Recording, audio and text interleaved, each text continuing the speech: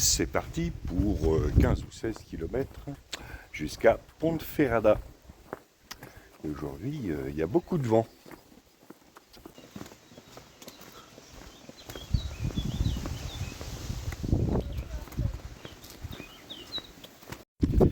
Bon alors la machine à café marchait pas ce matin, du coup pas de café.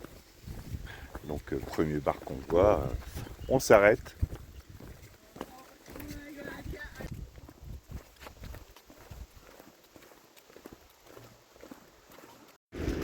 Bon, l'hébergeuse m'a dit que la Casa del Peregrino était ouverte pour un café, normalement ça ouvre à 7h30. Voyons voir ça.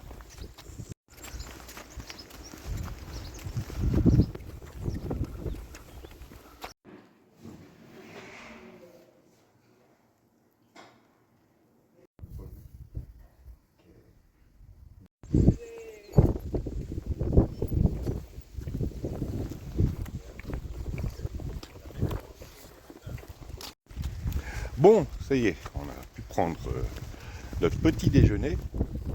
Et maintenant, on va repartir. Bon, alors ça s'appelle la Casa del Peregrino, mais ce serait plutôt le château des Tourinos.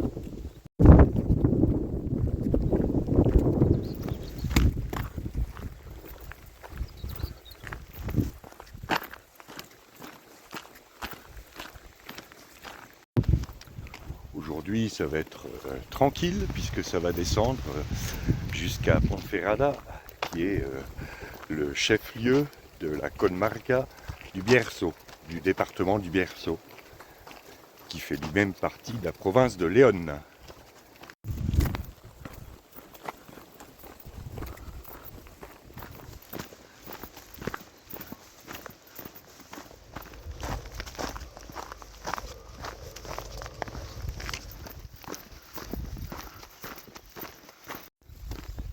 Quelque chose me dit qu'on va avoir bien chaud pendant cette étape.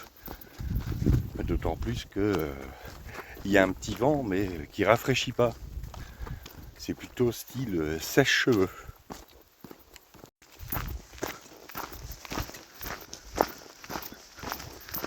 Ah, bah ça monte enfin un peu. Ah, les descentes raides comme ça d'entrée, ça vous flingue les jambes. Et on va aborder le village de Riego de Ambros.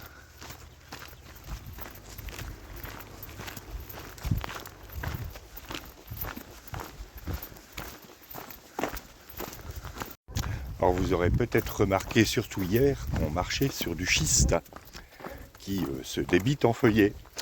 Eh bien ce schiste, il sert à la couverture des maisons traditionnelles. Comme celle-là. Et comme dans l'Aubrac.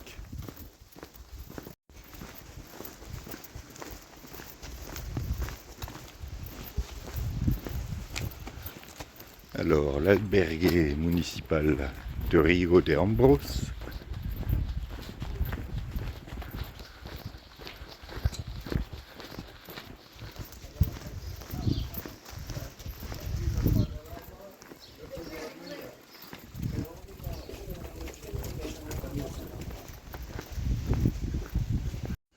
Voilà le fameux schiste dont je parlais tout à l'heure. Mais là, je vais ranger le téléphone parce qu'il faut que je regarde où je mette les pieds. Et j'aurai besoin de mes 2 bâtons.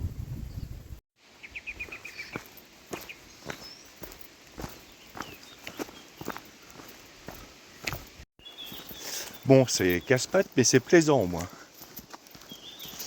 Et là, on est dans les bois et sur du plat. Donc, on va pouvoir se détendre un peu les jambes.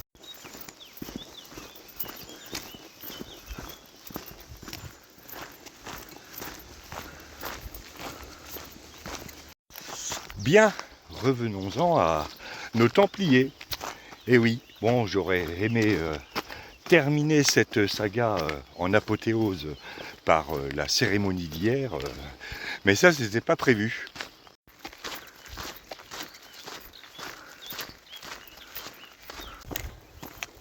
La commission pontificale continue ses travaux. pendant que Philippe le Bel continue d'exécuter les Templiers via les conciles diocésains.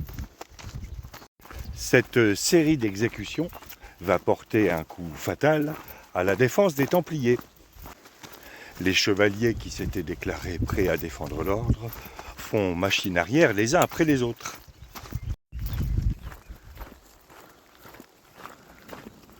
La commission pontificale suspend un temps ses travaux et au moment de les reprendre, elle s'aperçoit que Philippe de Marigny, c'était l'archevêque de Sens, que je surnommerai Zip Allume Barbecue. La commission s'aperçoit donc que l'archevêque de Sens a arrêté Renaud de Provins, qui devait témoigner, et l'a emprisonné. Ouais, enfin bon, c'est juste de la préventive, c'est dans l'attente de son jugement. La suite, après la descente en cailloux. Encore.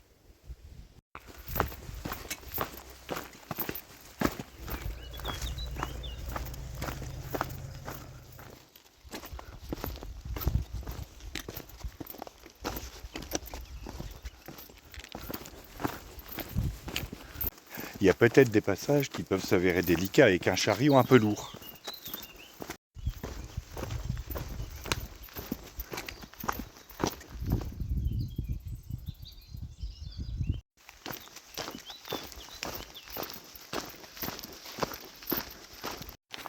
Bien, je reprends.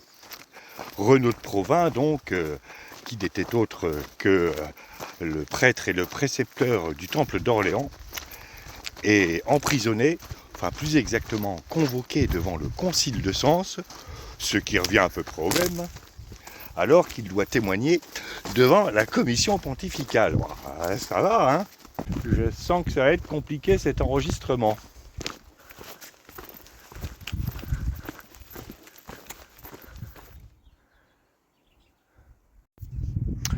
Bon, je reprends, mais après les cailloux et les arbres qui se mettent dans mes cheveux. Mais oui, les arbres qui se mettent dans mes cheveux. Et à la fin de la descente, on fera une petite pause dans le village qui est en bas et qui est Molina Seca.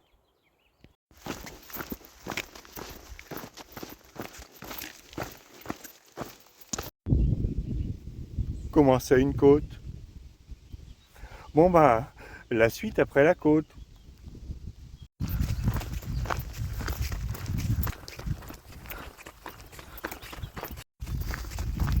Ah bah n'empêche, elle fait du bien cette côte.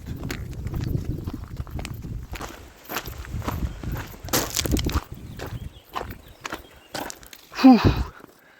Voilà, nous arrivons à Molina Seca. Au terme d'une descente particulièrement pénible. Donc je reprends avant qu'on arrive au bar. L'archevêque de Sens, vous l'aurez compris, supprime le témoin et l'avocat qui devaient se présenter devant la commission pontificale. Enfin, il ne le supprime pas directement, il le convoque devant son concile, en vue de le supprimer. Ah, c'est super clair. Ah, c'est sûr que quand tu as le président du tribunal dans la poche, si en plus tu supprimes les témoins et les avocats, c'est tout de suite plus simple. Hein, Seigneur? Gilles Esselin, le président de la commission pontificale, est un peu gêné aux entournures, parce que là, ça commence franchement à se voir.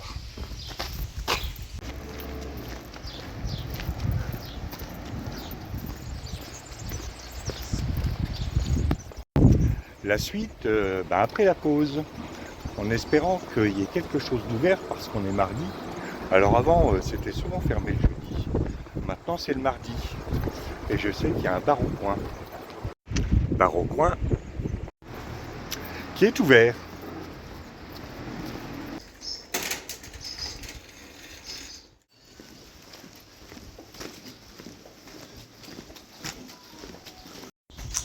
Bien après cette pause second petit déjeuner, il est temps de repartir et il nous reste 7,5 km à faire. Et maintenant, ça va être plus ou moins plat.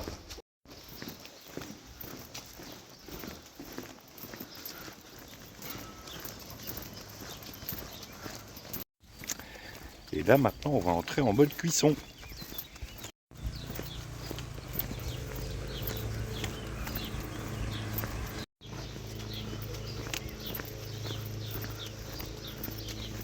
Bientôt il faudra des smirbords pour transporter les bagages.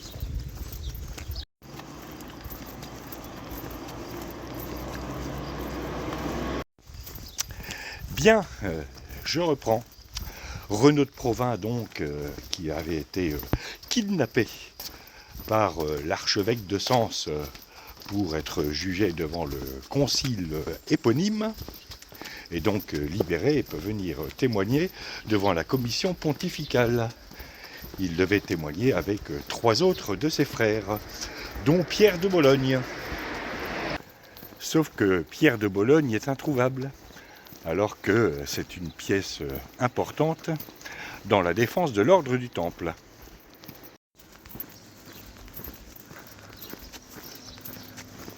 Parallèlement, les conciles provinciaux qui jugent les chevaliers en tant que personnes se poursuivent, si bien que de plus en plus de chevaliers refusent de défendre l'ordre devant la commission pontificale et confirment les aveux qu'ils ont faits auparavant. En gros, il ne reste plus pour défendre l'ordre devant la commission pontificale que 4 chevaliers, dont un est toujours introuvable.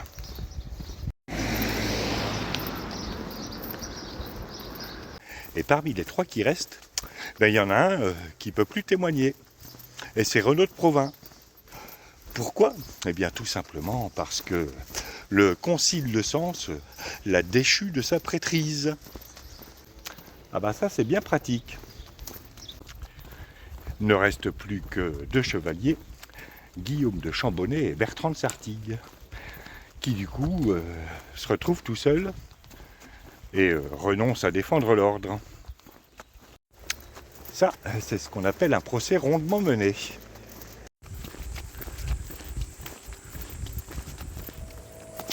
Dès lors, la défense de l'ordre du Temple devant la commission pontificale est pratiquement réduite à néant. À partir de début 1311, la commission se réunit de temps en temps, mais ses travaux ne servent plus à grand-chose. Son président, par ailleurs, est de plus en plus souvent absent. Il n'a toujours pas trouvé la sortie de la sacristie, ou alors il s'est noyé dans la barrique de vin de messe. Cette situation, c'est un revirement total par rapport à celle de mars 1310, où plus de 500 chevaliers s'étaient déclarés prêts à défendre l'ordre.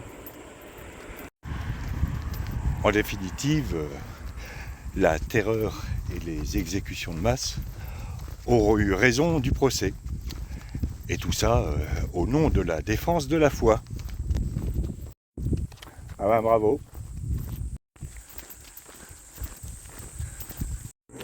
Le pire, c'est qu'au nom de la défense de la foi, on continue de massacrer.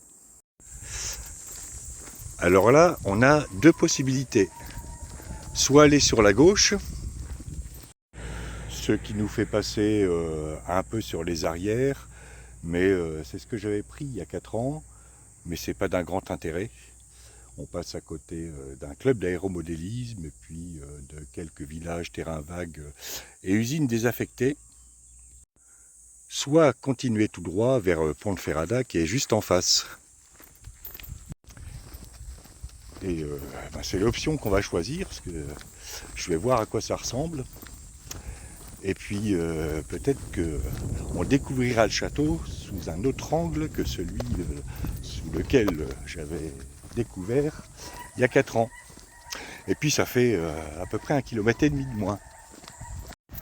Ah ben bravo! Tu grattes 1,5 km sur une étape qui en fait 15. Ah je te jure, tu parles d'un pèlerin.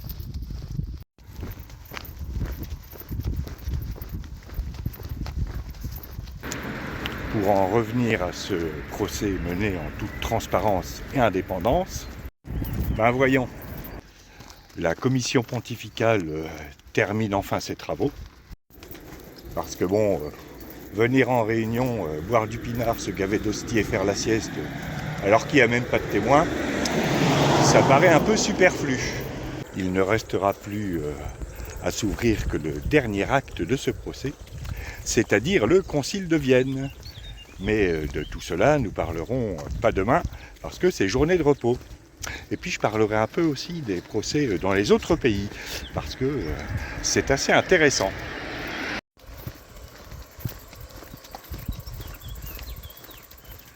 Voilà, face à nous, c'est Ponferrada.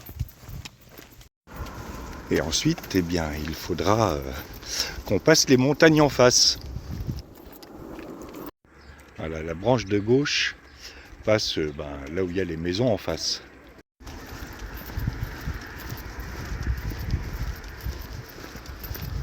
Il y a quelques temps de ça, enfin quelques temps, pas mal de temps, puisque je ne sais même pas si on était déjà sorti du Massif central, j'avais dit cette série sur les Templiers, elle va peut-être durer jusqu'à Saint-Jean-Pied-de-Port. En fait, elle va peut-être durer jusqu'à Saint-Jacques-de-Compostelle. Parce que, mine de rien, après la journée de repos de demain, il nous restera une dizaine de jours avant d'arriver à Saint-Jacques. Et encore, j'ai vachement résumé.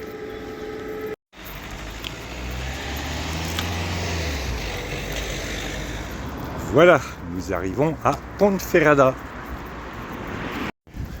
Et là, on découvre pas le château non plus de loin parce que il y a tous ces immeubles qui le cachent. Allez, rasez-moi tout ça qu'on voit le château. Allez, j'attends.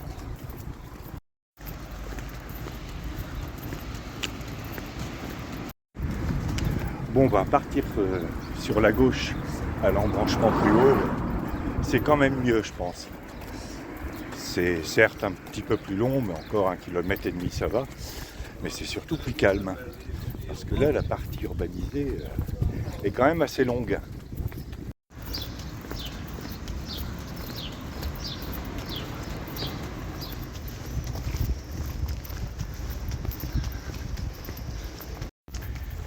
Bon, une fois qu'on sera arrivé dans la vieille ville, il va falloir qu'on se pose quelque part, le temps que je fasse l'enregistrement via un lien sur un site internet avec nom, prénom, etc., etc.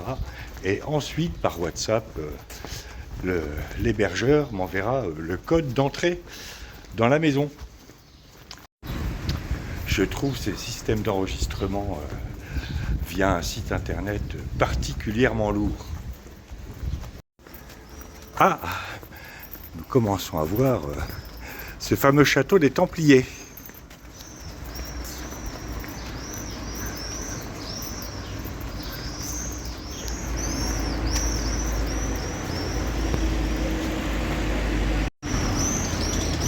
Le voilà.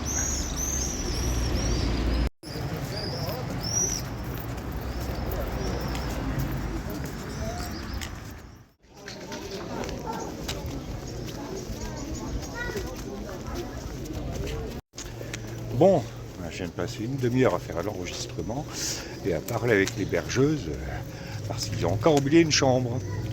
Enfin, je vous raconterai ça demain matin, tiens.